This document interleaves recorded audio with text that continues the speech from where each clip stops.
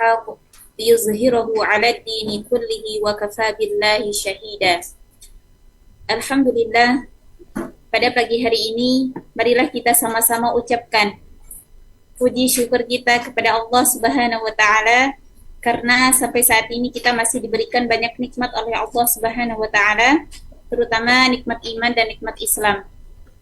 Sehingga pada pagi hari ini insya Allah kita akan sama-sama mendengarkan kajian di live, melanjutkan pembahasan kita di kitab Sirah dengan tema 12 orang sebagai wakil kaum Baiat Aqabah kedua. Bersama Ustazuna Al-Ustaz Dr. Syafiq Riza Basalamah LCMA Hafizahullah Ta'ala. Semoga salawat dan taslim semoga selalu tercurahkan kepada Nabi Muhammad sallallahu alaihi wasallam serta keluarga beliau, para sahabat beliau hingga umat beliau yang senantiasa meniti sunnahnya hingga akhir zaman kelak. Baik, untuk sebelum kajian ini dimulai, di sini Ana sebagai moderator akan mengingatkan kembali beberapa tata tertib selama kajian ini berlangsung. Yang pertama, mengingatkan kepada diri sendiri tentunya dan juga pada seluruh partisipan Zoom, mari kita sama-sama memperhatikan adab kita sebagai penuntut ilmu, terutama adab terhadap ustadz dan adab dalam bermajelis. Kedua, dimohon kepada semua partisipan Zoom hendaknya menggunakan nama asli atau nama yang mudah dikenal. Yang ketiga, dimohon kepada seluruh partisipan Zoom hendaknya untuk menonaktifkan audio dan juga kameranya selama kajian ini berlangsung agar tidak mengganggu kekhusyuan kita dalam menuntut ilmu. Yang keempat, untuk pertanyaan bisa diketik via chat room Zoom atau pada kolom komen YouTube Kolbun Salim TV, diharapkan sesuai dengan tema. Yang kelima, dipersilakan kepada partisipan Zoom untuk bertanya secara interaktif kepada Ustadz dengan cara raise hand terlebih dahulu. Dan yang terakhir, mohon izin Ustadz untuk bertanya, apakah nanti di akhir ada sesi kuis? Insyaallah, nah. Insyaallah. Nah, Ustadz. Seperti yang sudah disampaikan Ustadz, insya Allah nanti akan ada sesi kuis. Thayyib, demikian pembukaan dari kami kepada Al-Ustadz, falyatafaddal mashkura. Assalamualaikum warahmatullahi wabarakatuh. Alhamdulillah Rabbil alamin. Wabihi nasta'inu ala umuri dunya wad din. Segala puji bagi Allah, Tuhan semesta alam. Dialah pencipta jagat raya ini. Dialah yang menghidupkan dan mematikan. Dialah yang memberikan rezeki. Dialah yang mengetahui segala yang telah terjadi dan yang akan terjadi dan bagaimana apabila itu terjadi. Dialah yang di tangannya kerajaan langit dan bumi ini. Dialah Allah Jalla Jalaluh yang apabila berkehendak sesuatu terjadi, maka dia hanya mengatakan kun, maka jadilah apa yang dikehendakinya. Dan hanya kepadanya kita meminta pertolongan. Baik dalam menghadapi perkara-perkara dunia. Yang terkadang sebagian kita menjadi lelah, letih, jenuh. Dengan urusan-urusan dunia ini. Yang kalau tanpa pertolongan Allah kita tidak akan dapat melewati masa-masa yang sulit. Dan kita juga meminta pertolongan kepada Allah dalam menghadapi urusan-urusan agama. Yang terkadang kita terus dibisikin, diganggu, digoda, dirayu oleh setan yang terkutuk. Dan oleh bisikan jiwa dan nafsu yang selalu ingin hidup santai, berleha-leha. Sehingga kita banyak meninggalkan ketaatan-ketaatan yang seharusnya kita lakukan. Dan terkadang kemaksiatan menjadi sesuatu yang lumrah dan kebiasaan. Dan sekali lagi tanpa pertolongan Allah, la haula wa la quwwata illa billah, kita tidak akan mampu untuk melewatinya. Wassalatu wassalamu ala sayyidil mursalin wa imamil muttaqin qaidil ghurril muhajjalin sayyidina wa maulana Muhammadin wa ala alihi wa ashabi ajma'in. Ya Allah, semoga salawat dan salam, berkah dan nikmat senantiasa Engkau curahkan untuk hamba kekasih-Mu, untuk baginda Nabi kita Muhammad alaihi salatu wassalam, untuk keluarga beliau, untuk istri-istri beliau, untuk putra-putri beliau, dan untuk seluruh sahabat Nabi. Semoga Allah meridhai kita bersama mereka. Amma ba'd. Tak terasa kita sudah meninggalkan bulan Dzulqa'dah. Hari ini, hari Senin, yang bertepatan tanggal 18 Mei, yang banyak orang hanya mengenal 18 Mei. Padahal kita telah berada di awal hari dari hari-hari teragung sepanjang masa. Kita masuk ke awal Dzulhijjah, yang Rasul sallallahu alaihi wasallam mengatakan, "Ma min ayyamin al-amalu salihu fiha ahabbu ila Allah min hadhihi al-ayyam." Dalam hadis yang diriwayatkan oleh Ibnu Abbas radhiyallahu anhu, tidak ada hari-hari, tidak ada yang beramal soleh di dalamnya lebih Allah cintai daripada beramal soleh di sepanjang tahun, daripada beramal soleh di 10 hari ini. Dan ini hari pertama. Kita sudah kehilangan satu malam. Entah apa yang kita kerjakan tadi malam, waktu itu tidak akan kembali.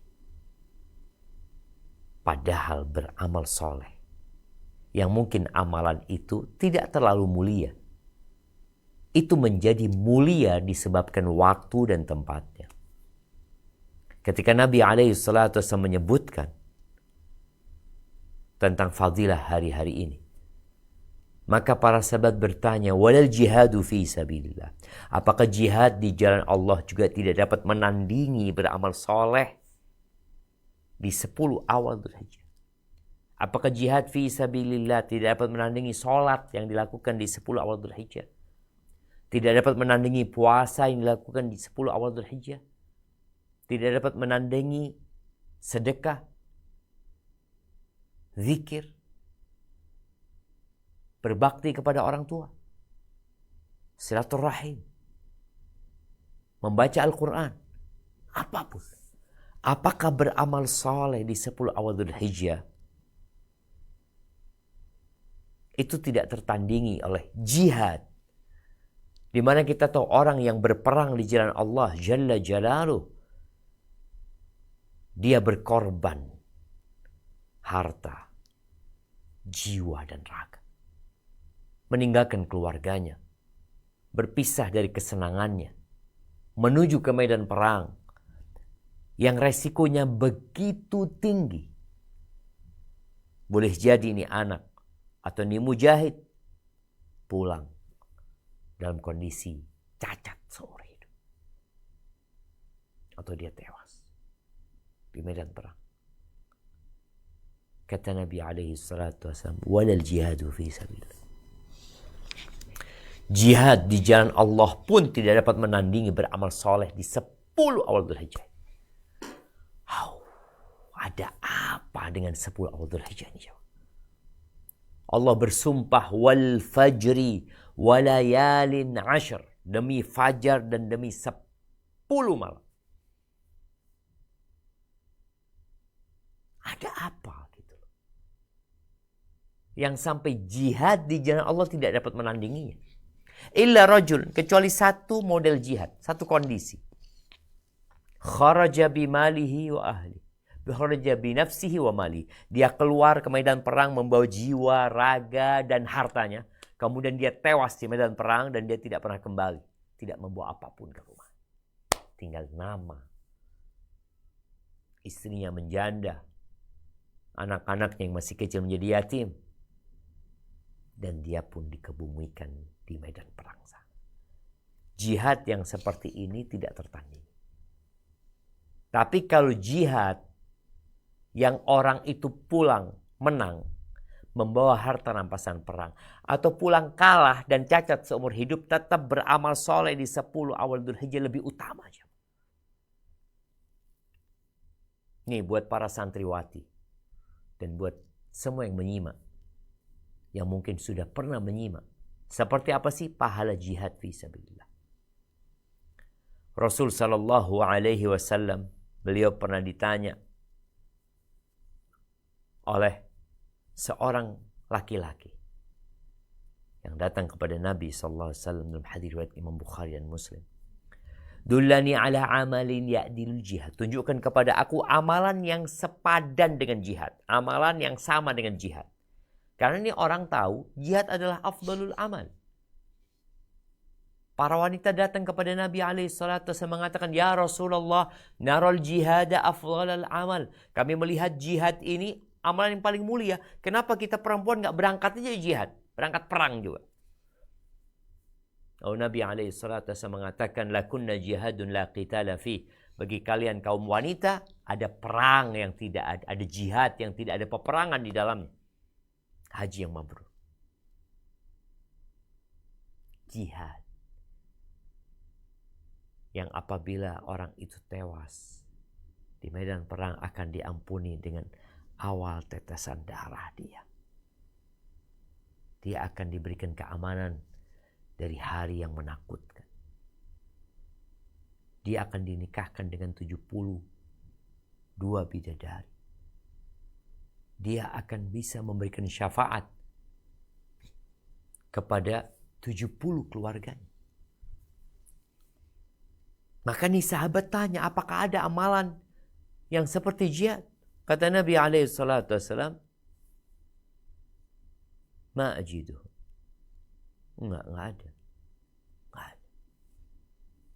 Lalu Nabi mengatakan SAW, hal tastati. Kamu bisa enggak? Ketika orang mujahid keluar dari rumahnya, menuju ke medan perang, engkau masuk ke masjid, engkau sholat tidak berhenti sampai mujahid itu pulang, dan engkau berpuasa sampai mujahid itu pulang. Kau bisa? Kata sahabat ini, radhiyallahu ta'ala anhu, wa man yastati'u dzalika ya Rasulullah. Siapa yang bisa melakukan? Gak ada. Ini mujahid yang pulang ya. Gak ada. Dan ternyata beramal di 10 awal Dzulhijjah ini lebih utama daripada jihad yang pulang tadi. Dan Nabi SAW di hadis Jabir mengatakan, afdalu ayyamid dunya ayyamul ashr. Sebaik-baiknya hari-hari dunia ini adalah 10 awal Dzulhijjah ini. Maka jangan sampai 10 hari ini berlalu begitu saja. Dan pahala semakin tinggi pada saat manusia melalaikannya. Apa yang perlu dikerjakan? Ya, yang jelas yang bisa haji berangkat haji. Dan kalau bicara amalan, semua amal soleh lah. Berangkat haji, berangkat umroh, ya. Puasa. Dari tanggal 1 sampai tanggal 9. Atau kalau nggak bisa puasa 1 sampai 9, puasa tanggal 9 Dzulhijjah. Puasa Arafah. Karena kita tahu pahala puasa ini hanya Allah yang tahu berapa jumlahnya. Kemudian perbanyak sholat. Nih santriwati, nih teman-teman yang gak biasa sholat malam, maka tolong mulai malam ini sholat malam.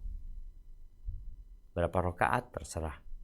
Mau 11, mau 13, mau 17, mau 9, mau 7. Yang sudah biasa sholat malam, tambah kualitasnya. Ya Allah, astaghfirullah. Tambah kualitasnya, tambah jamnya. Sa'id bin Jubair yang meriwayatkan hadis Abdullah bin Abbas Dia itu kalau sudah masuk 10 awal Dzulhijjah, dikatakan ijtahada ijtihadan hatta ma yakad yaqdir alaih. Dia itu bersungguh-sungguh, giat, semangat sampai nggak mampu. Artinya totalitas. Dan Sa'id mengatakan la tudfi'u surujakum layalil ashr. Kalian jangan matikan, jangan padamkan lampu di rumah kalian pada 10 awal Dzulhijjah. Maknanya ia fokus ibadah. Hanya 10 hari, 10 malam dan udah lewat 1 malam. Kemudian memperbanyak takbir, tahmid dan tahlil. Perbanyak takbir. Allahu Akbar, Allahu Akbar. La ilaha illallah, wallahu akbar. Allahu akbar walillahil hamd. Sejak kapan? Sejak tadi malam. Kapan terakhir? Sampai asar tanggal 13. Itu takbir mutlak. Bertakbirlah di rumah. Di atas ranjangnya. Duduk-duduk, kurangin ngomong. 10 awal Dzulhijjah ngomongnya dikurangi. Zikirnya diperbanyak. Nabi SAW mengatakan dari Abdullah bin Umar radhiyallahu anhuma, "Ma min ayyamin a'zamu 'inda Allah wa la ahabbu ilaihi al-'amal fihinna min hadhihi al-ayyam al-'ashr." Tidak ada hari-hari yang lebih agung di sisi Allah, yang lebih dicintai beramal soleh di dalamnya lebih daripada 10 awal Dzulhijjah ini. Fa'aktsiru fihinna minat tahlili wat takbiri wat tahmid. Perbanyak kalian bertahlil, bertakbir dan bertahmid. Perbanyak baca la ilaha illallah, Allahu akbar, alhamdulillah. Dan Abdullah bin Umar serta Abu Hurairah itu di 10 awal Dzulhijjah keluar ke pasar bertakbir. Orang-orang di pasar akhirnya bertakbir. Umar juga bertakbir di tendanya ketika di Mina. Dan orang-orang di masjid tatkala mendengar takbirnya Umar, mereka ikut bertakbir. Dan orang-orang pasar tatkala mendengar takbirnya orang-orang di masjid, mereka ikut bertakbir mengagungkan Allah Jalla Jalaluh dan mentauhidkan. Kemudian ada takbir muqayyad yang dianjurkan dibaca sejak subuh hari Arafah, tanggal 9 Dzulhijjah, bagi yang tidak haji. Sampai asar tanggal 13 Dzulhijjah. Perbanyak sedekah. Yang gak pernah sedekah nih, santriwati nih khususnya, yang mungkin nyimpen duit, punya duit, jarang sedekah, jarang berbagi, maka usahakan 10 awal Dzulhijjah ini berbagi. Beli buka bersama buat teman-temannya. Silahkan. Dan berkurban bagi yang mampu. Kemudian ya semua amal soleh lainnya yang berkaitan dengan silaturahim, berbakti sama orang tua, dan istighfar, menebarkan salam, menjaga lisan dan kemaluan, berbuat baik kepada tetangga, memuliakan tamu, dan membesuk orang sakit, sholat jenazah, mengantarkan jenazah. Kalau engkau nggak bisa berbuat baik, jaga dirimu dari menyakiti orang lain. Barakallahu fiik. Itu mungkin sebagai muqaddimah. Kita akan melanjutkan pembahasan tentang Bai'atul Aqabah yang kedua dan kejadiannya di bulan Dzulhijjah. Kapan? Setelah berjumrah biasa. Nah, silahkan dibaca.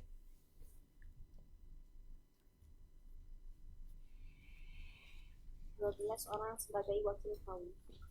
Setelah proses baiat selesai, Rasulullah Shallallahu Alaihi Afan, Wasallam suaranya kecil ya.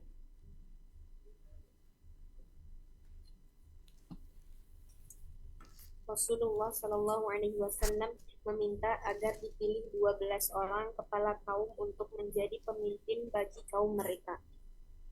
Pengemban tanggung jawab terhadap mereka di dalam pelaksanaan poin-poin baiat tersebut, beliau berkata kepada mereka, Pilihlah 12 orang pemimpin di kalangan kalian untuk menjadi penanggung jawab terhadap apa yang terjadi dengan kaum kalian.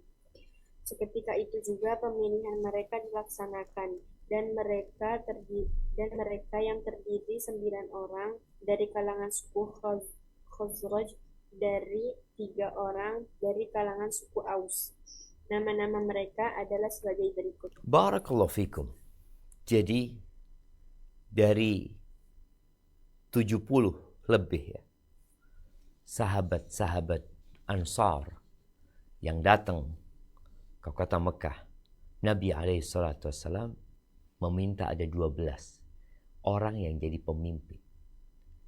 Jadi kalau mereka kelompok ini dibikin regu yang lebih kecil dari kelompok. Apa tugasnya pemimpin? Ketua regu adalah bertanggung jawab untuk memastikan anggota regunya itu melaksanakan dengan baik dan benar poin-poin baiat. Karena manusia itu pelupa. Kadangkala dia lalai dan lengah. Adanya yang mengingatkan akan membuat mereka jadi ingat. Jadi kalau 12 orang, ya kira-kira satu regunya itu ya 7 orang. Enggak sampai 6. Ya kira-kira 6 orang. 6 kali 10, 60. Kan dikatakan ada 73 kira-kira. Dengan 2 wanita. Ya sekitar tiap kelompok atau tiap regu itu 6 orang. Dan ada satu pemimpin. Ketika satu ketua membawai 70 orang, susah bagi dia untuk mengawasi. Tapi tatkala 6 orang ada satu pemimpin, 5 berarti satu pemimpinnya, 5 plus 1. Maka dia akan lebih mudah untuk menjaga regunya, untuk saling menasehati, untuk saling mengingatkan. Dan dipilih pemimpin-pemimpin yang bertanggung jawab ya.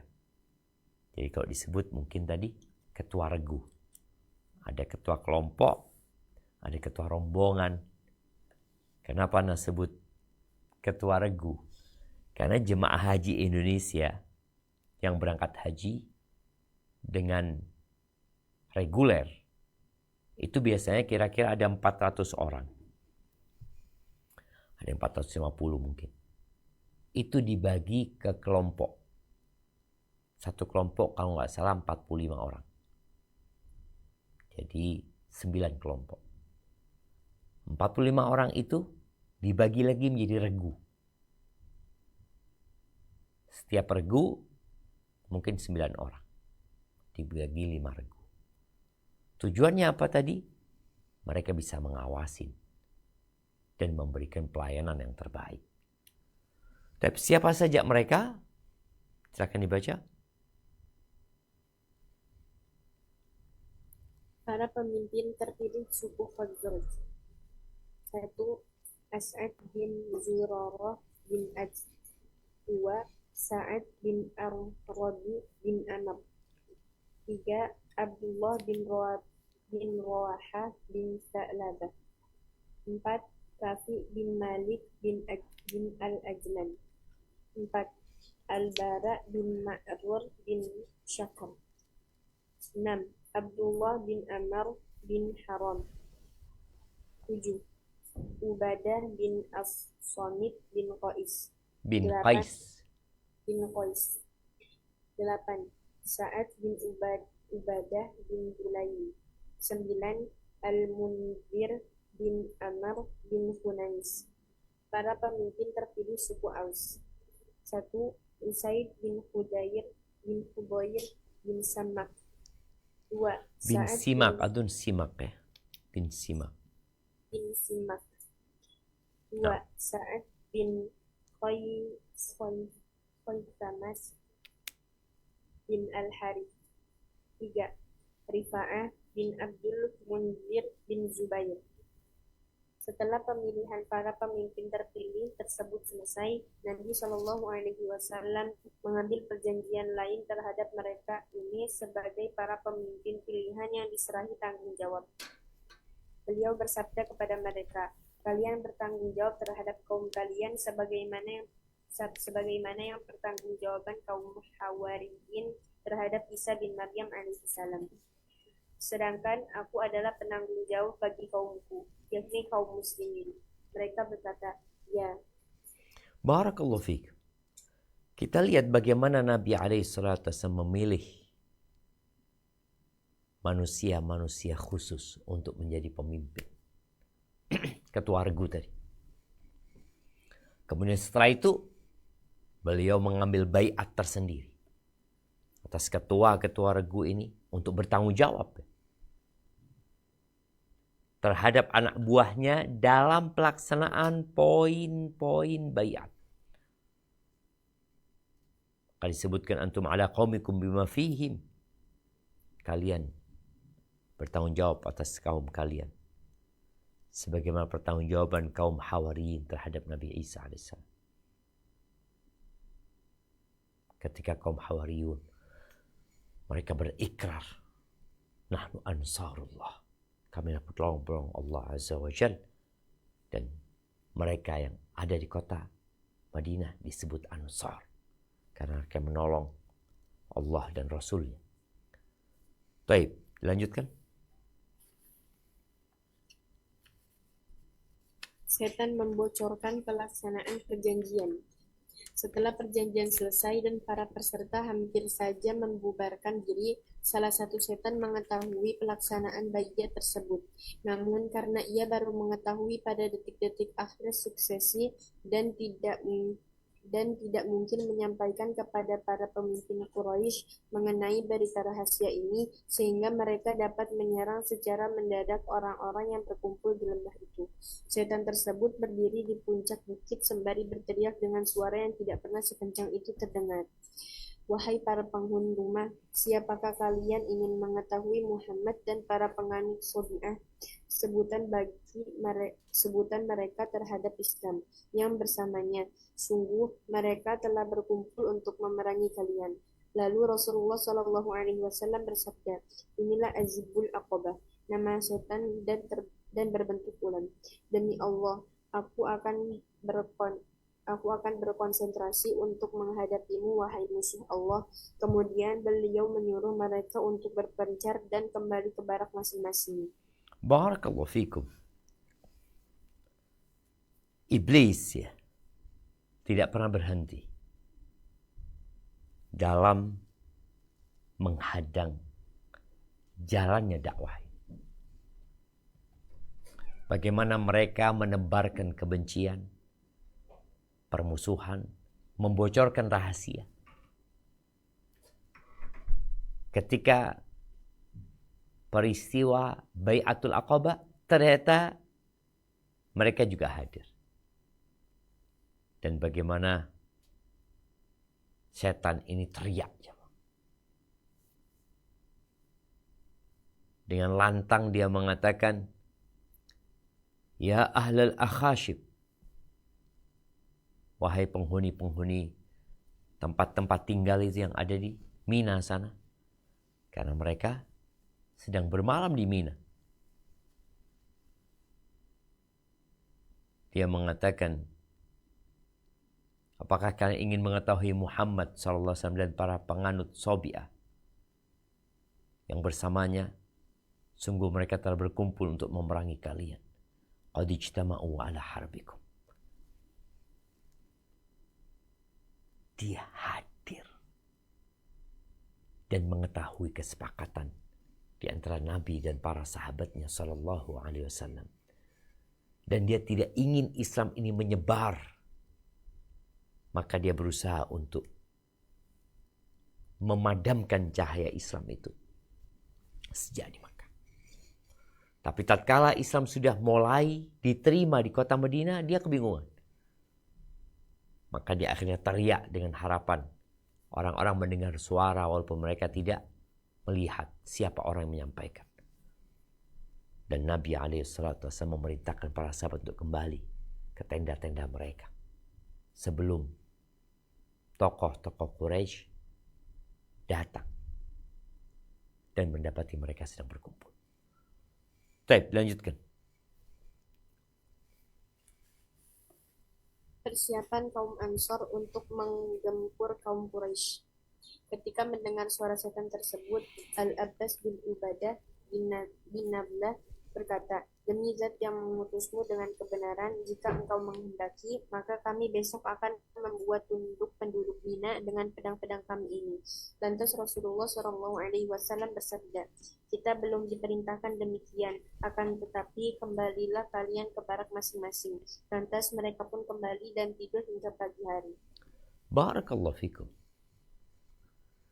Orang-orang Ansor yang baru saja baiat dan siap untuk membela Nabi SAW dengan segala yang mereka miliki. Tatkala dengar suara setan memprovokasi, membocorkan rahasia, maka orang-orang Ansor lewat Abbas bin Ubadah bin Abdullah mengatakan, "Walladzi ba'atsaka bil haqq." Demi yang mengutusmu dengan kebenaran, kalau engkau mau, besok kita serang orang-orang di Mina itu. Apa kata Nabi SAW? Lam nu'mar bidhalik.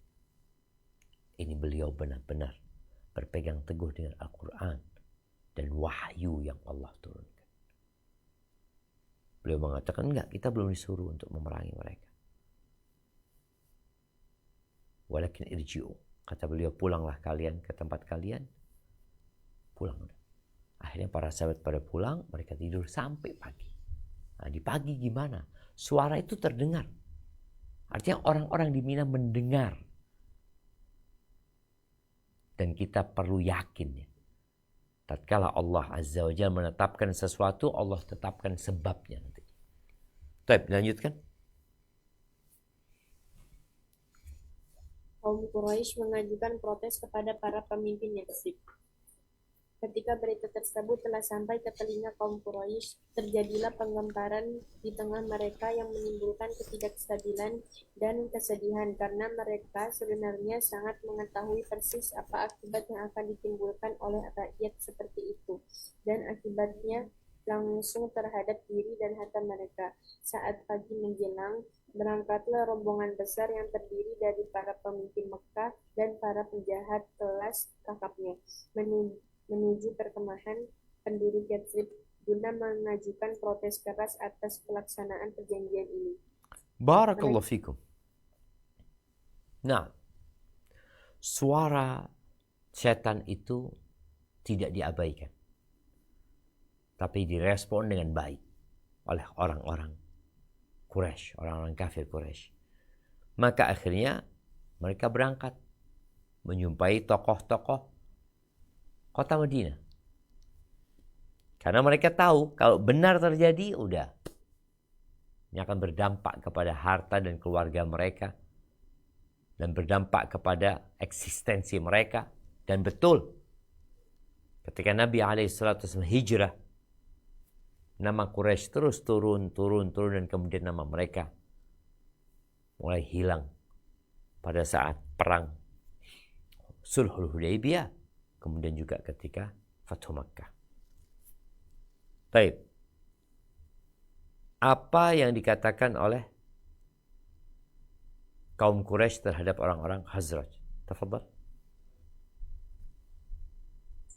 Mereka berkata, "Wahai orang-orang Khazraj, sesungguhnya telah sampai berita ke telinga kami bahwa kalian telah mendatangi teman kami ini untuk kalian bawa keluar dari belakang kami dan membayatnya dalam upaya menyerangi kami. Sungguh demi Allah, tidak ada satu perkampungan pun dari perkampungan yang dihuni bangsa Arab yang lebih kami benci bila terjadi perang antara kami dan mereka selain pada kalian." Orang-orang yang belum masuk Islam dari suku Khazraj yang memang tidak tahu tentang baiat tersebut karena dilakukan dengan sangat rahasia dan di bawah kegelapan malam, mereka ini langsung bangkit dan bersumpah atas nama Allah.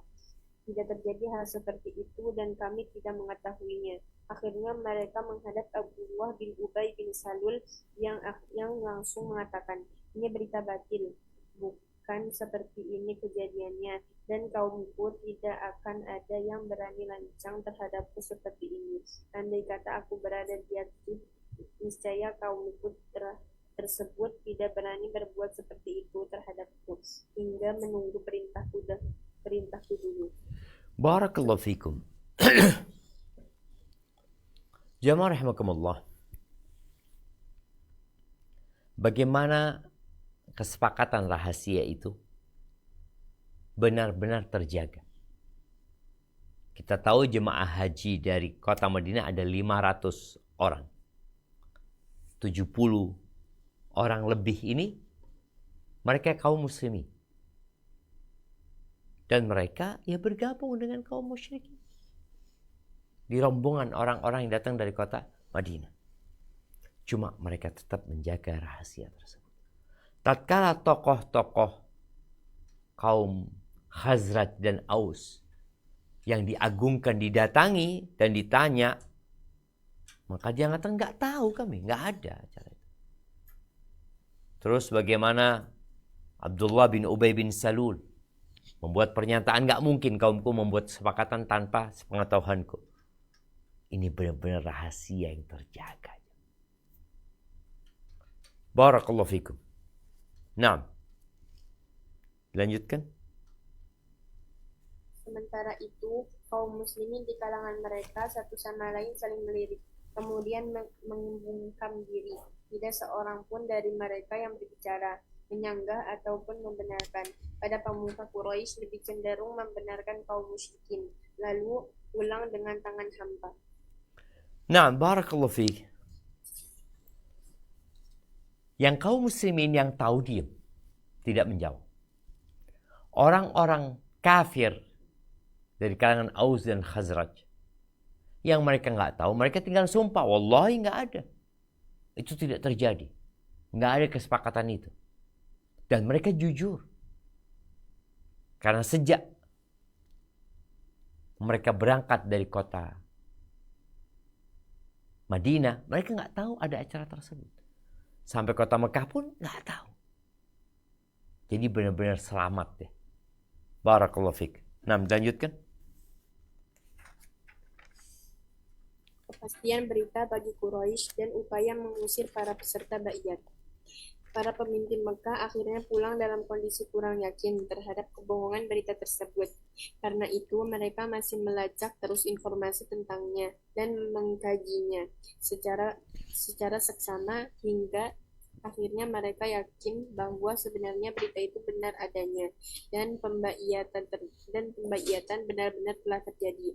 Berita tersebut diketahui setelah para jamaah haji pulang ke negeri mereka masing-masing. Barakallahu fikum. Afwan, di sini ucapan para pemimpin Mekah akhirnya pulang dalam kondisi kurang yakin terhadap kebohongan berita tersebut. Diganti, mau ditampilkan? Para pemimpin Mekah akhirnya pulang dalam kondisi seperti yakin. Bukan kurang yakin, tapi seperti yakin terhadap kebohongan berita tersebut.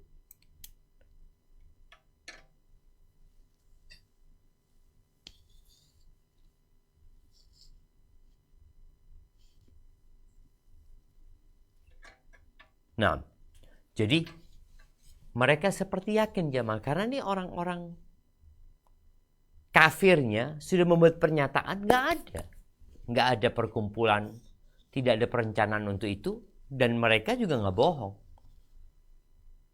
Maka disebutkan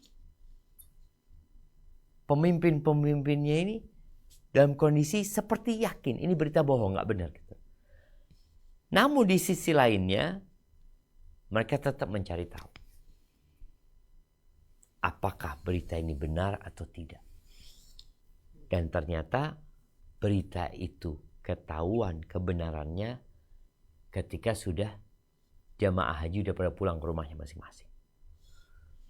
Ya udah nggak bisa berbuat apa-apa mereka. Baik, lanjutkan. Para pasukan berkuda kaum Quraisy bergegas menguber orang-orang Yatsrib. Namun semua ini ibarat nasi telah jadi bubur.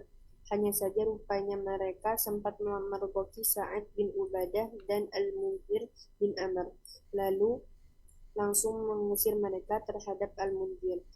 Mereka tidak dapat berbuat banyak, sedangkan terhadap Sa'ad mereka menangkapnya. Kedua tangannya diikat ke lehernya dengan tali kendaraannya. Mereka memukul, menyeret dan menjambak rambutnya hingga memasuki kota Mekah.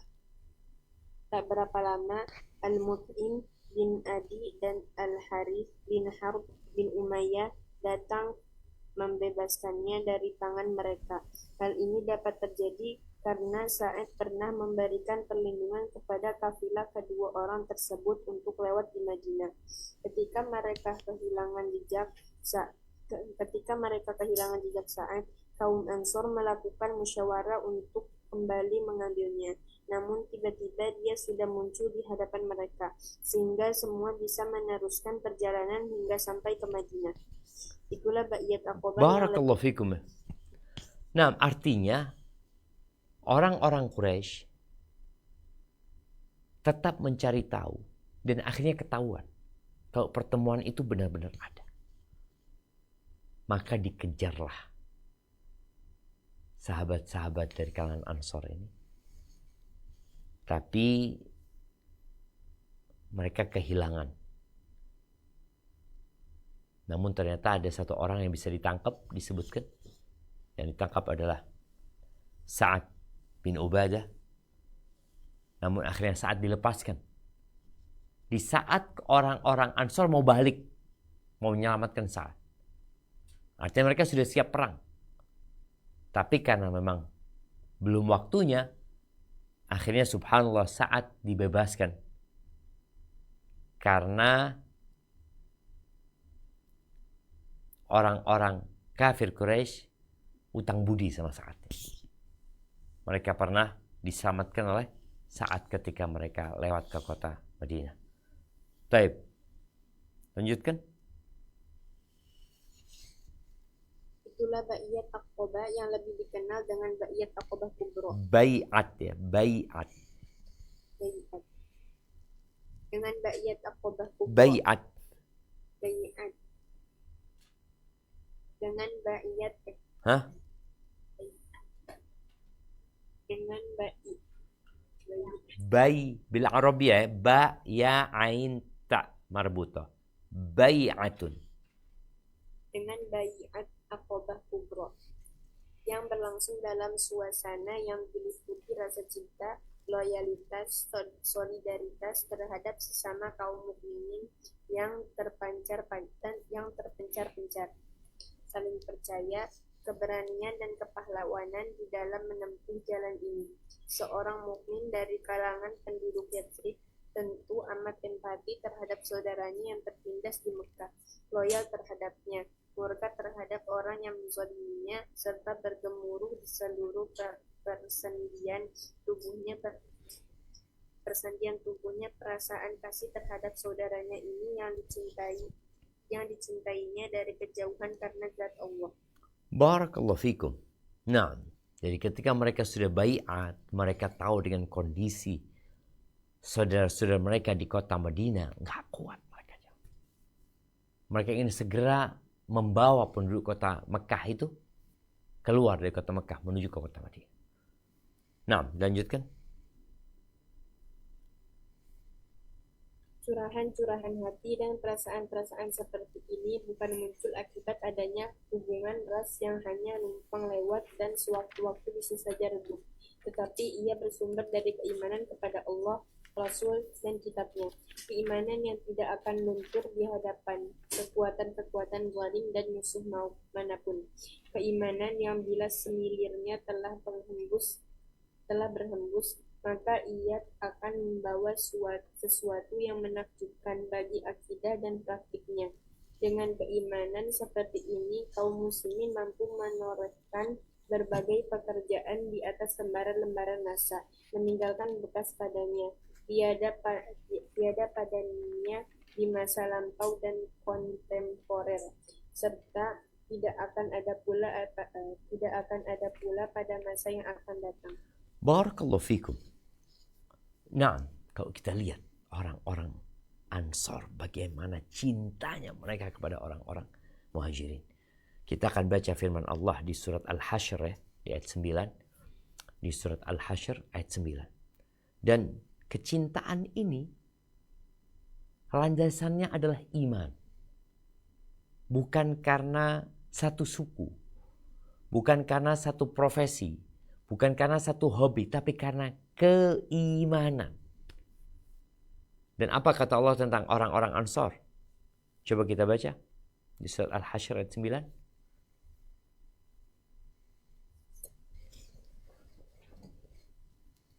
A'udzu billahi minasyaitonir rajim. والذين تبوأوا الدار والإيمان من قبلهم يحبون من هاجر إليهم ولا يجدون في صدورهم حاجة مما أوتوا ويؤثرون على أنفسهم ولو كان بهم خصاصة ومن يوق شح نفسه فأولئك هم المفلحون. Dan orang-orang yang telah menempati kota Madinah dan telah beriman, Ansor, sebelum kedatangan mereka, Muhajirin, mereka mencintai orang yang berhijrah kepada mereka, dan mereka tiada menaruh keinginan dalam hati mereka terhadap apa-apa yang diberikan kepada mereka, orang Muhajirin, dan mereka mengutamakan orang-orang Muhajirin atas diri mereka sendiri, sekalipun mereka memerlukan apa yang mereka berikan ini, dan siapa yang dipelihara dari kekikiran dirinya, mereka itulah orang-orang yang beruntung. Barakallahu fi. Ini adalah kesaksian dari Allah Jalla Jalaluh. Kalau kesaksian dari manusia, manusia hanya memberikan kesaksian terhadap zahirnya orang itu. Oh, orang itu baik, orang itu mudah menolong. Tapi boleh jadi pura-pura. Boleh jadi nggak dari hati. Kalau ini Allah yang tahu dengan isi hati orang-orang Ansor. Allah menyebutkan tentang mereka, walladzina tabawwa'ud dar wal imana yuhibbuna man hajar ilaihim. Mereka cinta kepada orang-orang yang hijrah kepada mereka. Wala yajiduna fi sudurihim hajatan mimma utu. Enggak ada perasaan enggak enak dengan apa yang diberikan kepada orang-orang Muhajirin. Bahkan mereka lebih mementingkan orang-orang Muhajirin daripada diri mereka sendiri. Walaupun mereka butuh. Ini menunjukkan semangat hijrah yang berlandaskan iman. Dapat menciptakan hal-hal yang menakjubkan. Sa'ad bin Rabi', bagaimana Sa'ad bin Rabi'? Ini salah satu dari ketua regu, kalau disebut naqib ya. Ketua regu yang tadi disebutkan, ada 12 orang, di antaranya Sa'ad bin Rabi'. Yang dia dijadikan saudara dengan Abdurrahman bin Auf nantinya di kota Madinah. Zaid bin Thabit meriwayatkan tentang sebuah peristiwa, yaitu perang Uhud. InsyaAllah nanti kita akan mengkaji tentang perang Uhud ini. Tapi potongan cerita yang berkaitan dengan cinta. Kata Zaid bin Thabit, dia dari kalangan Ansar, ba'athani Rasulullah SAW yawma Uhud atruba Sa'ad bin Rabi'. Setelah pasukan musuh pulang meninggalkan medan perang, Nabi SAW memerintahkan kepada Zaid bin Thabit untuk mencari Sa'ad bin Rabi'. Karena Sa'ad termasuk pemimpin dari yang 12 itu. Wa qul lahu, dan kalau engkau ketemu sama dia, in ra'aitahu, kalau engkau kelihatan dia, fa'aqri'uhu minis salam. Sampaikan salamku kepada Sa'ad bin Rabi'. Wa qul lahu yaqulu laka Rasulullah SAW kaifa tajiduk. Dan sampaikan kepada dia, Nabi SAW berpesan bagaimana engkau mendapati dirimu. Kata Zaid, faja'altu atuf bainal qatra. Akhirnya aku keliling mencari Sa'ad bin Rabi' di antara yang sudah meninggal dunia. Fa'ataituhu wa huwa bi akhir ramak. Aku dapatin dia dalam kondisi sedang sekarat ya, di akhir nafasnya sudah. Dan di tubuhnya ada 70 lebih tebasan pedang, tombak anak panah. Faqultu ya Sa'ad, lalu aku katakan kepada Sa'ad, ya Sa'ad, inna Rasulullah sallallahu alaihi wasallam yaqra'u alaika salam. Rasulullah SAW titip salam kepadamu, membacakan salam untukmu. Wa yaqulu laka, dan dia berkata kepadamu, akhbirni kaifa tajidu. Kabarkan kepada aku bagaimana kau mendapati dirimu. Apa kata Sa'ad bin Rabi? Wa ala Rasulillahi sallallahu alaihi wasallam assalam. Dia juga salam balik buat Nabi SAW. Qul lahu, katakan kepada Nabi alaihi salatu wassalam, ya Rasulullah, ajidu rihal jannah. Wahai Rasulullah, aku mencium bau surga. Sa'ad bin Rabi mengatakan itu. Wa qul liqaumil ansar, dan katakan kepada kaumku orang-orang Ansar, la udhra lakum indallah, tidak ada alasan buat kalian di sisi Allah Azza wa Jal. In khulisa ila Rasulillah sallallahu alaihi wasallam wa fikum ainun tatrif. Kalau sampai musuh itu bisa mengenai Rasulullah SAW, nggak ada alasan untuk kalian di hadapan Allah Azza wa Jalla. Kalau masih ada mata yang bisa berkedip. Kalau semuanya sudah mati, selesai. Kecintaan orang-orang Ansor jangan ditanya. Mereka bukan pura-pura cinta. Cinta mereka bukan gombal yang diumbar. Tapi cinta yang berlandaskan dari hati yang jernih. Yang memancarkan amalan. Sehingga mereka saling mencintai, saling menghargai, dan saling menghormati. Barakallahu fiik. Baik, kita lanjutkan siapa saja yang hijrah ya. Tafadhal. Mereka yang berhijrah setelah Baiat Aqabah kedua dan Islam telah pula sukses membangun sebuah tanah air di tengah padang Sahara yang masih diselimuti oleh gelombang kekufuran dan kebodohan, dan ini merupakan upaya paling sukses yang dialami Islam sejak permulaan dakwah. Rasulullah akhirnya mengizinkan kaum muslimin untuk melakukan hijrah ke negeri tersebut. Barakallahu fikum. Kita tahu hijrah yang pertama adalah hijrah ke Habasyah. Tapi Habasyah bukanlah negeri kaum muslimin. Nabi SAW menyebutkan di Habasyah ada raja yang adil. Orang yang cari suaka di sana tidak akan dizalimi. Akhirnya berangkatlah mereka ke sana. Adapun di kota Madinah, maka penduduknya sudah dikondisikan. Di Habasyah orang-orang Nasara. Di Madinah udah banyak orang-orang Islam. Maka Nabi SAW membolehkan untuk hijrah ke negeri ini. Bagi yang mau hijrah, tafadhal. Penduduknya sudah welcome untuk menerima sahabat-sahabat yang mau hijrah meninggalkan negeri. Barakallahu fiik. Nah, lanjutkan.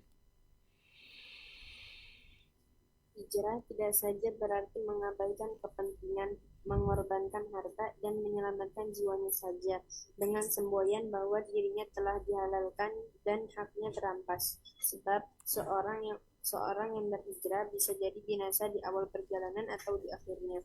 Demikian juga, ia akan berjalan menuju masa depan yang masih tak menentu. Dia tidak tahu ketidakstabilan dan kesedihan apa yang nantinya menjadi dampak darinya. Barakallahu fikum. Coba kita perhatikan apa yang baru saja kita baca. Hijrah itu kan berpindah ya. Hijrah itu ada dua. Ada hijrah hati, jiwa, ada hijrah fisik. Dan hijrah fisik itu bermula dari hijrahnya jiwa manusia. Meninggalkan larangan-larangan Allah Azza wa Jalla. Disebutkan di sini, hijrah itu tidak saja berarti mengabaikan kepentingan. Ya udah, nggak ada maslahat lagi. Artinya kalau bicara maslahat dunia, mereka tinggalin. Mengorbankan harta dikorbankan. Wan najah bisyakhsi fahasb.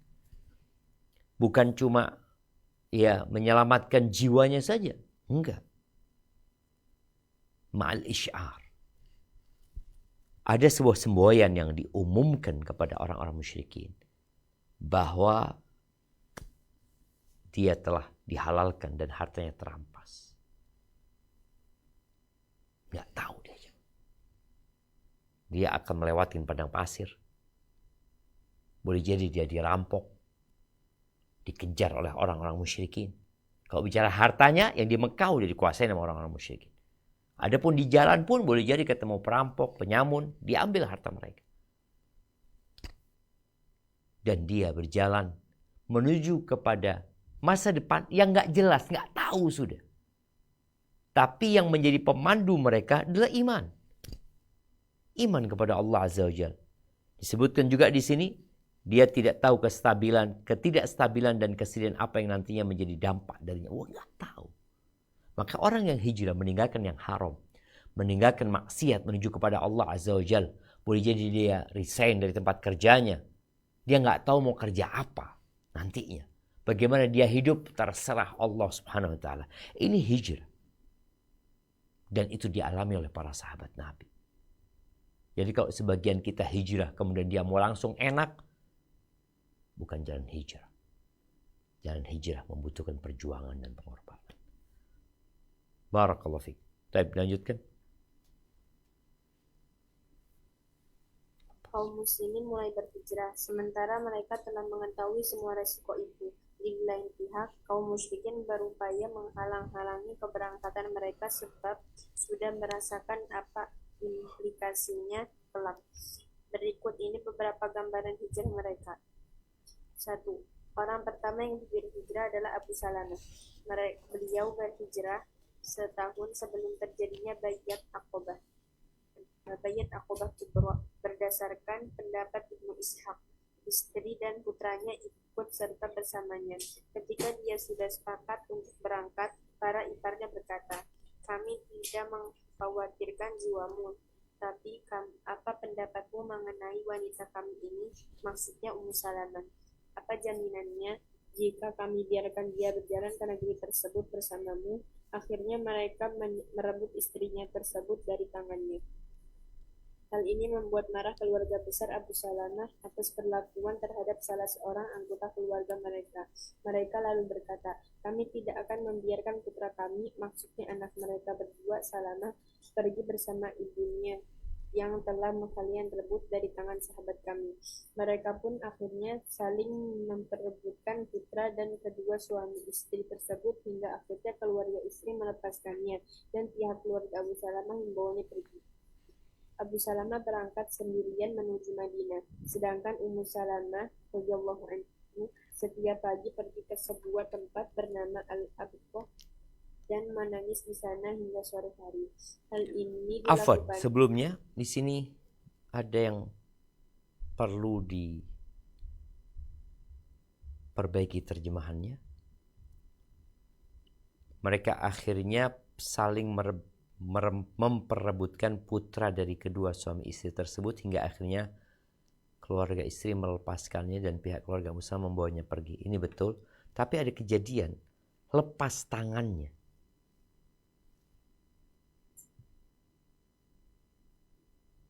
Nah, fakhala'u yadahu. Jadi anaknya ini bisa jadi karena berebut ya, kemudian kadang-kala lepas sendinya atau seperti apa, akhirnya dibawa. Tapi tadi mereka benar-benar berebut anaknya Abu Salamah. Kalau yang pertama Ummu Salamah dibawa sama keluarganya Ummu Salamah, padahal kita tahu setelah menjadi suami istri udah selesai, itu tanggung jawabnya suami. Tapi kejadian itu enggak. Mereka tetap memaksa untuk istrinya Abu Salamah itu enggak boleh berangkat. Akhirnya Abu Salamah berangkat. Abu Salamah berangkat, anaknya diperebutkan lagi. Enggak terima keluarga Abu Salamah. Diambil anaknya oleh keluarga Abu Salamah. Jadi 3 orang ini berpisah. Abu Salamah di kota Madinah, Salamah anaknya Abu Salamah bersama keluarganya Abu Salamah, Ummu Salamah di keluarganya Ummu Salamah. Baik, kita lanjutkan. Hal ini dilakukan Hal ini dilakukannya setelah kepergian sang suami dan terampasnya sang anak dari tangannya. Tidak terasa setahun pun berlalu dari kejadian itu. Salah satu seorang kerabat dekat Ummu Salamah tiba-tiba melihat kondisinya, lalu berkata kepada sanak keluarganya yang lain, "Mengapa kalian tidak membebaskan saja wanita yang sengsara ini? Kalian telah memisahkan dirinya dengan suami dan putranya." Mereka akhirnya berkata kepadanya, "Temuilah suamimu jika kamu mau." Lalu dia meminta agar putranya dikembalikan kepadanya. Akhirnya Ummu Salamah berangkat menuju Madinah. Sebuah perjalanan sejauh 500 kilometer, tidak ada seorang pun yang menyertainya. Hingga sampailah dia ke Tan'im. Di sini dia ditemui oleh Utsman bin Talha bin Abu Talha. Setelah mengetahui kondisinya, dia mengantarnya hingga sampai ke Madinah. Tatkala Utsman sudah dapat melihat Quba, dia berkata, "Di perkampungan inilah suamimu itu, masuklah, semoga Allah memberkatimu." Kemudian Utsman berbalik untuk kembali menuju Mekah. Allahu Akbar. Ini kisah cinta yang indah, jemaah. Kita tahu cinta membutuhkan pengorbanan. Dan cinta kita kepada Allah Azza wa Jalla kadang-kala diuji. Apakah benar kita mencintai Allah Jalla Jalaluh, sehingga kita lebih mementingkan perintah Allah daripada perintah siapapun, keridhaan Allah daripada keridhaan siapapun. Kita lihat bagaimana Abu Salamah berangkat hijrah. Ketika dia dilarang gara-gara istrinya akhirnya diambil oleh keluarganya, Abu Salamah tetap berangkat. Anaknya diambil sama keluarganya Abu Salamah demi menyelamatkan agama. Tapi akhirnya mereka bisa berjumpa kembali. Dan ada cerita menarik ketika setahun kemudian, bayangin ya, setahun kemudian Ummu Salamah ini bersedih hati karena dia anaknya nggak ada, suaminya nggak ada.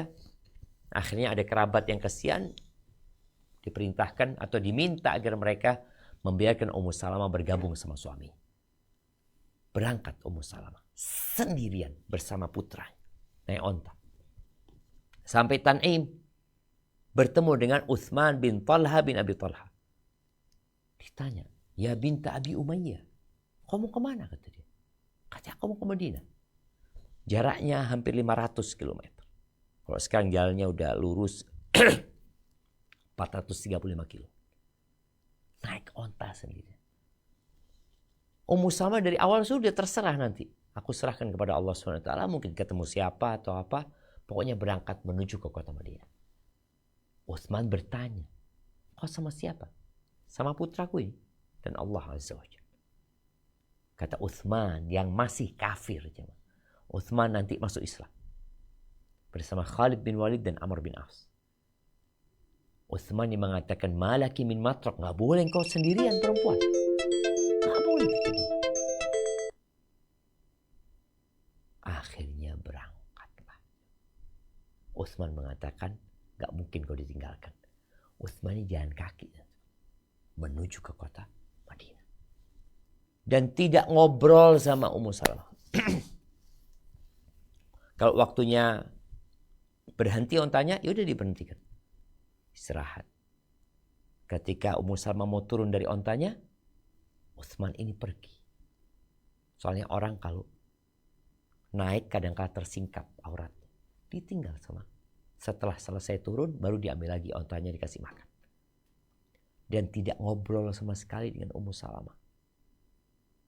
Sampai ke kota Madinah. Sampai Madinah, apakah menjumpai suaminya? Tidak.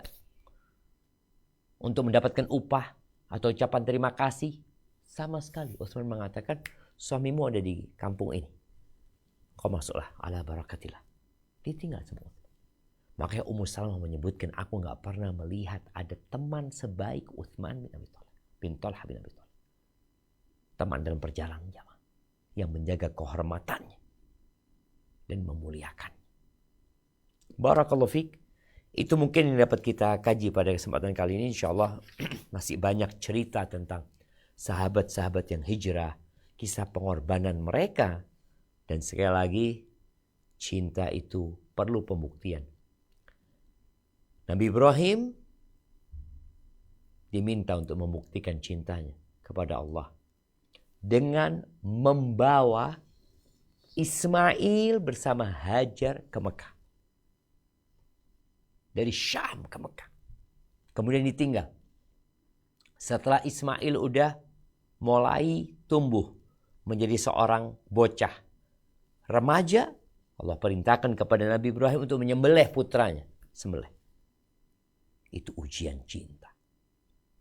Semoga kita lulus dalam ujian cinta yang Allah berikan, sehingga Allah memasukkan kita ke surga. Barakallahu fiik. Mungkin kita masuk ke sesi tanya jawab. Anda persilakan.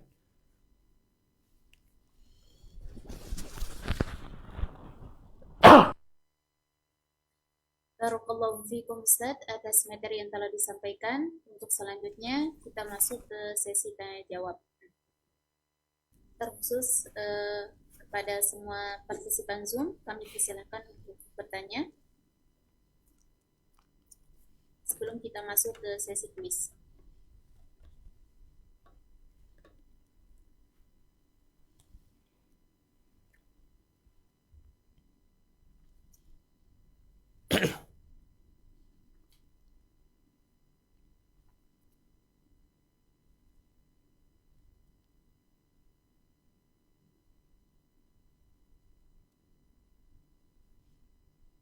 Nah, kalau belum ada pertanyaan, kita lanjutkan baca. Ada Ustaz. Nah, tafadhal. Nah, pertanyaan pertama dipersilakan yang raise hand pada saudari Akhwat Padang.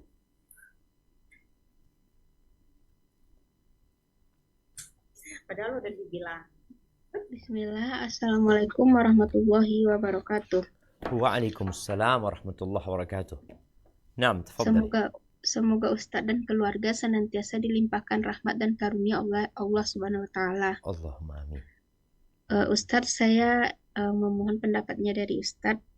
Jadi anak ini sudah 2 tahun menganggur, Ustadz.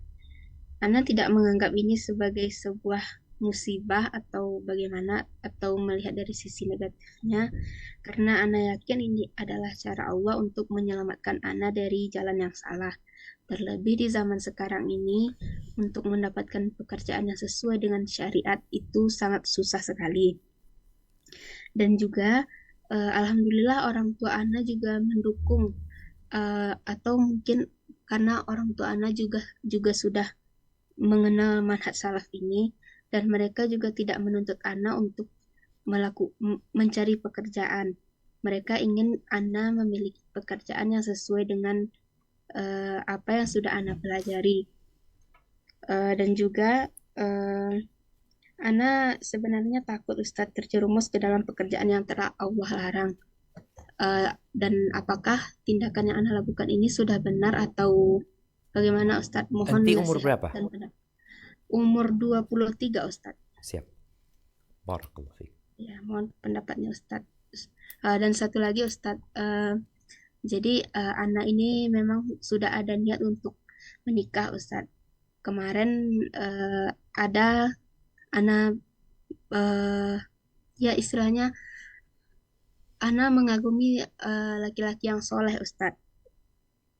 Dan memang anak sudah Ana mencoba untuk menyampaikan, Ana ungkapkan isi hati Ana kepada laki-laki itu, dengan memang Ana sholat istiqoroh dulu sebelum itu Ustadz, karena Ana tidak ingin terburu-buru dalam mengambil keputusan, apalagi tidak didasari atau tidak melibatkan Allah di dalamnya. Dan juga kemarin setelah Ana memberanikan diri untuk menyatakan tujuan Ana untuk menghubungi lelaki ini, karena memang beliau ini adalah laki-laki yang soleh dan juga semanhaj dengan Ana, sekampung juga. Tapi memang beliau saat ini sedang kuliah di Jember juga Ustadz. Dan juga ibaratnya sekarang ini Ana berpikir kalau beliau ini hanya datang sebagai pelajaran yang Allah kirimkan untuk Ana. Dan benarkah tindakan Ana untuk belajar mengikhlaskan dan juga berlapang dada atas kejadian yang menimpa Ana ini, Ustaz? Mohon nasihatnya, Ustaz. Barakallahu Barakallahu fikum. fikum. Ahibati fillah. Ada banyak hal di dunia modern sekarang ini yang menyebabkan akhirnya muncul pemikiran perempuan harus bekerja untuk menghasilkan uang. Karena gerakan feminisme yang begitu masifnya, mereka memang menuntut kesetaraan antara laki-laki dan wanita. Dan kita sudah melihat dengan nyata bagaimana anak-anak laki-laki dan wanita sejak TK, SD, SMA, SMP, SMA, kuliah itu sama dari sisi pelajaran yang diberikan kepada mereka. Padahal seharusnya anak-anak perempuan mereka mendapatkan pelajaran yang sesuai dengan fitrah mereka. Ada pelajaran-pelajaran yang harus pelajarin bersama. Kalau di kampus itu ada mungkin mata kuliah universitas ya, yang semuanya harus belajar. Tapi ada mata kuliah yang khusus untuk prodi tertentu. Sedangkan perempuan enggak dianggap sama. Yang seharusnya wanita punya keahlian, keterampilan, yang mungkin dengan keterampilan dan keahlian itu, kalau dibiasakan sejak SD, SMP, SMA, dia bisa menghasilkan uang dari rumah dia sebenarnya. Dia bisa memasak, dia bisa menjahit, dia punya keterampilan yang lainnya. Tapi karena sekarang dituntut tadi, dia belajar sama dengan laki-laki, akhirnya dipaksa untuk keluar bekerja, mencari uang. Dan para orang tua, tugasmu baru selesai tatkala kau menikahkan putrimu. Membesarkan, mendidik, kemudian menikahkannya. Jadi ana wasiatkan kepada para wanita untuk kembali kepada fitrahnya. Kalau tadi bahasanya kerjaan sesuai dengan ilmunya, dengan yang dipelajarin. Padahal nggak harus. Tapi pekerjaan yang sesuai dengan fitrahmu. Dan mengais rezeki itu tidak harus dengan bekerja. Bekerja ya salah satu sebab mendapatkan rezeki. Pintu-pintu rezeki itu didapat dengan membuka pintu tersebut dengan istighfar, dengan bertawakal kepada Allah, menggantungkan semuanya kepada Allah, bukan kepada ijazah yang didapatkan, bukan kepada kenalan, bukan kepada usaha dan kerja keras, tapi kepada Allah Azza wa Jalla. Maka perbanyaklah istighfar. Paling enggak sekali duduk mau baca istighfar 100 kali ya. Dan hatimu terus menyandarkan diri kepada Allah Azza wa Jalla. Baca la hawla wa la quwata illa billah. Baca hasbi Allah alladhi la ilaha illa huwa alaihi tawakkaltu wa huwa rabbul arsyil azim. Kemudian kalau bicara bekerja, wanita tetap harus memilih. Bukan semua pekerjaan. Memilih pekerjaan yang sesuai dengan fitrahnya, sesuai dengan agamanya, sesuai dengan ketentuan Allah Azza wa Jalla. Karena hidup ini adalah ujian dari Allah Jalla Jalaluh. Berkaitan dengan pertanyaan kedua, ketika gayung tidak bersambut, atau cinta tidak bersambut tadi, Momai dia tertarik tapi mungkin tidak ada jawaban, atau boleh jadi belum tersampaikan, engkau bisa minta tolong kepada orang lain yang mungkin dapat menyampaikan hal itu kepada laki-laki yang nanti anggap soleh tadi. Kemudian apabila memang ternyata dia sudah hendak menikah dengan yang lainnya, maka kembali engkau belajar menyerahkan semua kepada Allah Subhanahu wa taala. Sebelum engkau lahir, sebelum engkau bisa berbuat apa-apa, rizkimu sudah ditetapkan, jodohmu sudah ditulis, dan tidak akan tertukar. Sehingga teruslah mendekatkan diri kepada Allah Jalla Jalaluhu. Hadza wallahu a'lam bissawab. Nah.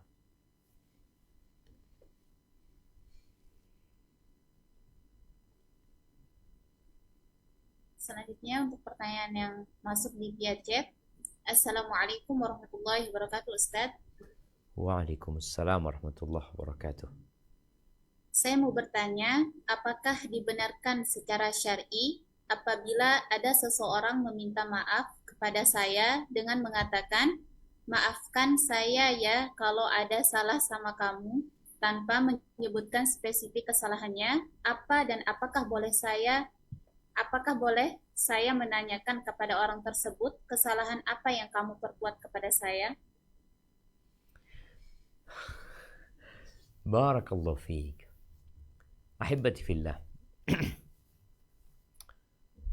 Ada permintaan maaf yang disebutkan kesalahannya. Tapi ada permintaan maaf yang tidak perlu disebutkan kesalahannya.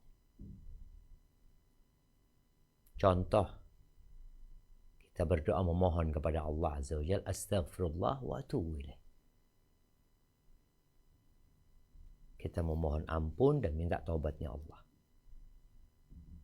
Kita juga mengatakan Allahumma innaka afuun tuhibbul afwa. Ya Allah, Engkau Maha Pemaaf. Engkau cinta dengan maaf. Maafkan aku ya Allah. Di sini tidak disebutkan kesalahannya apa. Yang jelas semua kesalahan yang pernah dilakukan. Dan kemudian tatkala ada orang minta maaf sama kita, yang seharusnya kita lakukan adalah memaafkan dia. Dan bukan malah mengorek kesalahan-kesalahan. Karena mengorek kesalahan itu hanya mengorek luka. Boleh jadi salahnya dia gibain engkau. Ya udah minta maaf. Apa kesalahanmu? Apakah dengan kita bertanya apa kesalahannya, kemudian kita akan memaafkan dia?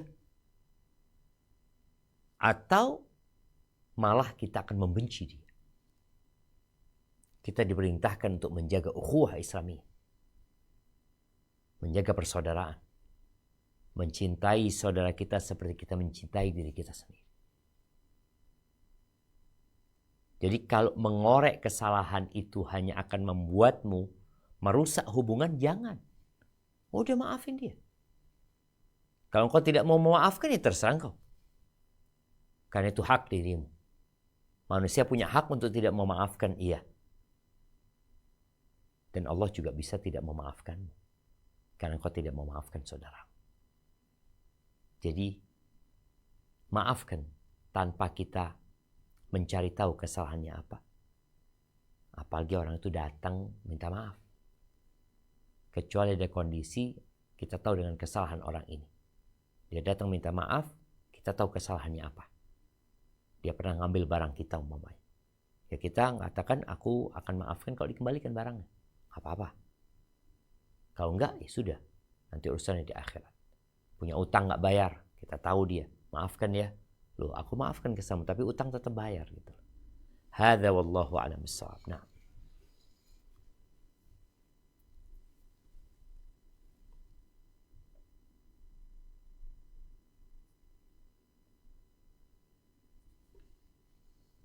Baik, untuk pertanyaan selanjutnya dari yang raise hand, dipersilakan kepada saudari Ummu Muhammad. Nah, jazakillah khairan. Assalamualaikum warahmatullahi wabarakatuh. Ya Ustadz. Waalaikumsalam warahmatullahi wabarakatuh. Naam, tafadhali. Assalamualaikum. Nah, insyaallah. Ustadz, mengenai soal memaafkan. Jika seorang tidak memaafkan, kemudian di hari akhir nanti orang yang tidak dimaafkan itu apakah akan mencari orang yang dizoliminya itu? Artinya kalau dia akan mencari orang yang dizoliminya itu untuk meminta maaf, apakah akan tertunda untuk urusan orang yang tidak memaafkan itu hingga dia bisa masuk ke surga, hingga ketemu sama orang yang akan meminta maaf itu. Kemudian ada lagi Ustadz, satu lagi afwan. Seseorang berkata hidup itu adalah ketetapan Allah doa, perjuangan, dan tawakallah. Bagaimana itu penjelasannya, Ustaz? Gimana? Mohon pencerahannya. Hidup itu Hidup adalah itu ketetapan adalah Allah ketetapan Allah, doa, perjuangan, dan tawakallah. Mohon penjelasannya, Ustaz. dan Jazakumullah khairan. tawakal 'ala Allah. Gitu maksudnya. Nah, tawakallah, bertawakal kepada Allah. Jadi hidup itu adalah ketetapan Allah, doa, perjuangan, dan tawakallah. Bertawakal kepada Allah. Dan tawakal 'ala Allah maksudnya. Ya, Tawakal Allah. 'ala Itu, Allah. na'am. Siap. Na'am. Barakallahu Jazakumullah fiik ya. khairan, Ustaz. Assalamualaikum warahmatullahi wabarakatuh. Waalaikumsalam warahmatullahi wabarakatuh. Bicara orang-orang yang tidak memaafkan, maka kelak pada hari kiamat Allah akan pertemukan mereka. Allah akan pertemukan mereka. La tu'addunnal huquqa ila ahliha. Kalian benar-benar akan menunaikan hak-hak itu kepada pemiliknya. Jadi Allah akan mempertemukan. Sampai binatang pun Allah akan berikan keadilan. Kisos yang kita tahu. Kambing-kambing yang bertanduk, yang menanduk, yang tidak bertanduk, maka Allah akan tegakkan nantinya. Jadi akan dipertemukan mereka. Sebagaimana cerita Al-Muflis ya, orang yang bangkrut. Allah pertemukan fulan ini. Jadi fulan punya hak, Allah pertemukan. Kau punya hak sama fulan, ambil hakmu sama fulan. Silahkan gitu. Maka kalau bicara tertunda, kita tahu ada orang-orang kaya yang masuk surganya memang didahului orang-orang miskin. Karena memang hisab mereka nggak banyak. Ini orang kaya ada banyak yang perlu dihisab. Boleh jadi salah satu yang berkaitan dengan hak orang lain tadi. Kalau tadi pernyataan hidup itu ketetapan Allah, tapi doa, usaha, dan tawakal Allah yang perlu dilakukan manusia mungkin seperti itu maksudnya. Nah, beriman dengan takdir itu harus selalu ada di diri kita. Sehingga tatkala kita berusaha, yang merupakan perintah Allah Azza wa Jalla, wa qul i'malu, beramalah kalian. Alladzi ja'ala lakumul arda dhalulan famshu fi manakibiha. Itu perintah Allah kita untuk berjalan, berusaha, kemudian berdoa. Ud'u rabbakum, mintalah kepada Tuhan kalian. Kita tahu siapa yang ngasih rizki, siapa yang memberikan ketetapan Allah Azza wa Jalla. Kemudian fa idza azamta fatawakkal 'ala Allah. Kalau engkau sudah ingin sesuatu, udah serahkan sama Allah gitu. Kita nggak boleh bimbang ketika sudah musyawarah, ketika kita sudah istikharah, serahkan sama Allah Subhanahu wa taala. Dengan cara itu insyaallah kita akan bahagia walaupun dalam kondisi susah. Hadza wallahu a'lam bissawab. Nah,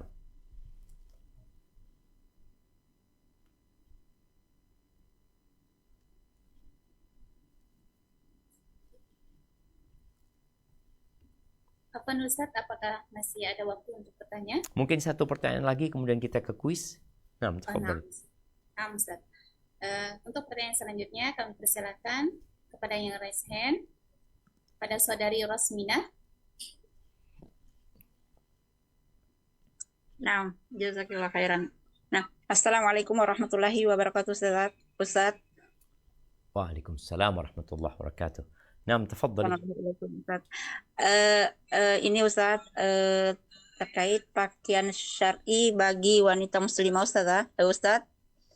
Di mana sekarang Ustaz itu pakaian-pakaian muslimah sekarang itu sudah banyak bermacam-macam model ya Ustaz.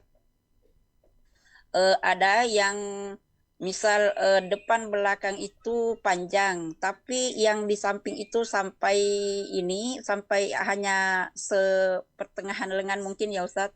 Bahkan ada yang terbelah sampai ke hampir ke pundak mungkin ya dikatakan Ustaz. Bagaimana yang seperti itu Ustaz? Apakah itu sudah termasuk pakaian-pakaian syar'i bagi wanita muslimah Ustaz? Mohon penjelasannya Ustaz. Jazakallahu khair, barakallahu fiik. Assalamualaikum warahmatullahi wabarakatuh. Waalaikumsalam warahmatullahi wabarakatuh. Nah, ahibati fillah, sependek yang ana pelajari, tidak ada ketentuan model di pakaian muslimah. Yang ada adalah ketentuan yang berkaitan dengan sifat-sifat pakaian tersebut. Pakaian tersebut bukan pakaian syuhrah. Pakaian itu tidak tipis, menerawang. Pakaian itu tidak membentuk anggota tubuh. Bukan anggota tubuh, tidak membentuk lekuk-lekuknya wanita. Jadi itu beberapa yang perlu diperhatikan. Jadi kalau modelnya umpamanya kerudungnya itu sampai lengannya supaya dia bebas menggerakkan tangannya, tapi dalam kondisi tangannya aman gitu. Jadi kalau bicara model itu tidak ada ketentuannya. Yang ada perintah Allah adalah menutup aurat wanita. Tadi dari sisi kulitnya tidak nampak. Kalaupun dia pakai baju nggak boleh yang tipis menerawang. Dan tidak boleh membentuk tubuhnya. Jadi kalau masalah model tidak, sepanjang Anda tahu ya, tidak ditetapkan modelnya harus seperti ini atau seperti itu. Yang penting auratnya tertutup, insya Allah sudah diperbolehkan. Baik. Barakallahu fiik, itu mungkin yang dapat kita kaji pada kesempatan kali ini. Ada kuis buat anak-anak, semoga kuis di awal bulan Dzulhijjah ini lebih berkah lagi ya. Kalau dapat rezeki disedekahkan, dibagikan buat buka bersama. Pertanyaan pertama. Siapakah nama orang yang mendampingi Ummu Salamah hijrah?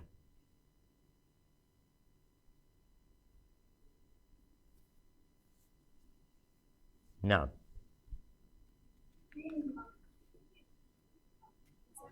Saya.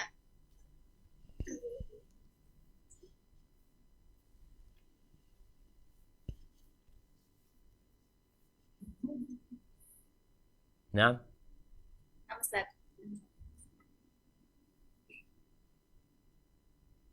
Utsman bin Talha bin Abi Talha. siapa? Utsman bin Talha bin Abi Talha. Ahsanti, Utsman bin Talha bin Abi Talha. Baik, pertanyaan yang kedua.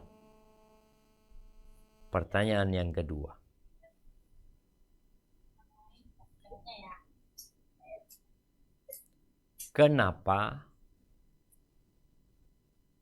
setan membocorkan pelaksanaan perjanjian? Kenapa setan, iblis membocorkan pelaksanaan Bai'atul Aqabah Ats-Tsaniyah? Kenapa?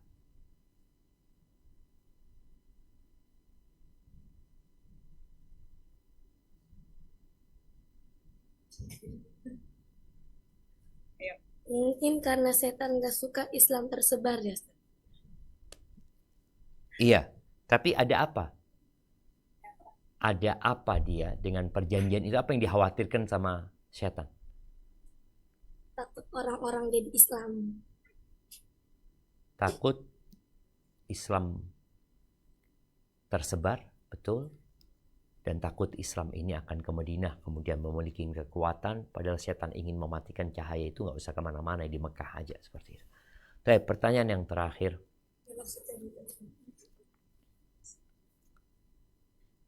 kenapa pemimpin-pemimpin Khazraj kok nggak tahu dengan adanya perjanjian? Padahal melakukan perjanjian adalah jemaah haji mereka gitu.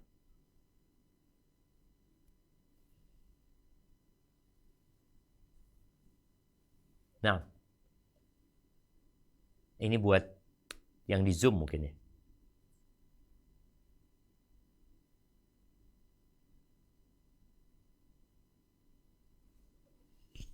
Silahkan kepada saudari Nunung.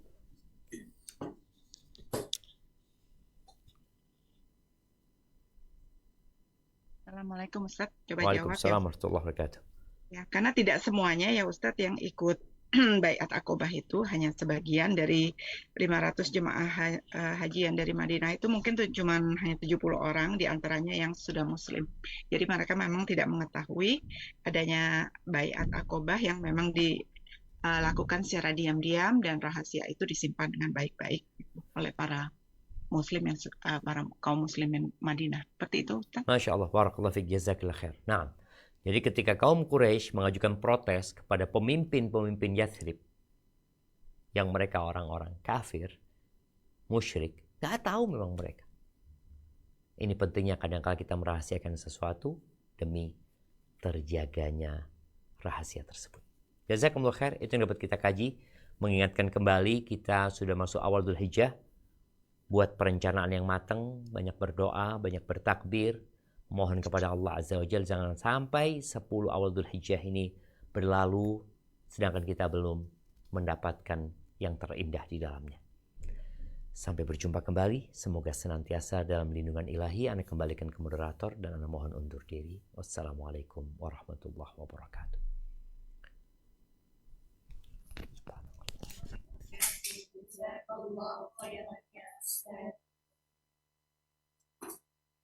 Barakallahu fikum wa jazakumullahu khairan. Kami ucapkan kepada Ustadz Dr. Syafiq Riza Basalamah MCMA Hafizahullah Ta'ala dan tim Lorong Paradisa yang telah meluangkan waktunya untuk kami menyiarkan kajian ini. Semoga dapat bermanfaat bagi kita semua dan dapat kita amalkan ilmu yang telah disampaikan oleh Ustadz dan dapat menambah semangat kita dalam menuntut ilmu.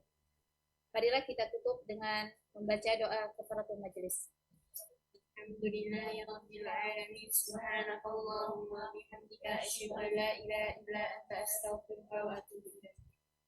Buat peserta yang tadi dapat menjawab kuis, silahkan menghubungi nomor yang ada di layar. Assalamualaikum warahmatullahi wabarakatuh. Waalaikumsalam warahmatullahi wabarakatuh.